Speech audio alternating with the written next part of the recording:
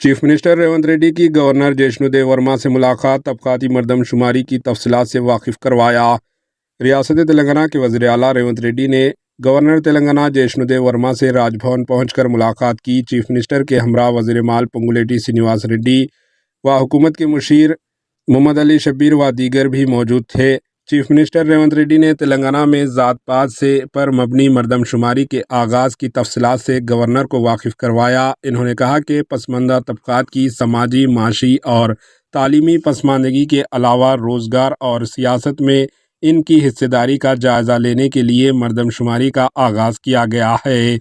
Chief minister Revanth Reddy نے مردم شماری کے لیے 80,000 سے زائد سرکاری ملازمین کی خدمات اور مردم شماری کے لیے ٹیموں کی تشکیل کے علاوہ سولنامہ کے بارے میں تفصیلات بیان کی۔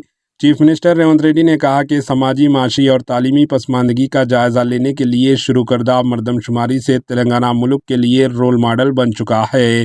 2025 میں ملک بھر میں ہونے والی مردم شماری میں OBC طبقات کی پسماندگی کے سروے کو شامل کرنے کی تجاویز پیش کرتے ہوئے چیف منسٹر ریونت ریڈی نے گورنر جیشنو دیو ورما سے خواہش کی کہ اس سلسلے میں مرکز سے سفارش کریں۔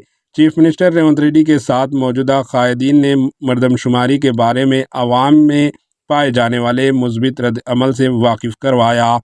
اس موقع پر گورنر کو چیف منسٹر نے تہنیت پیش کی اور وزراء اور دیگر قائدین کا تعارف کروایا۔ Bureau report, AHN news.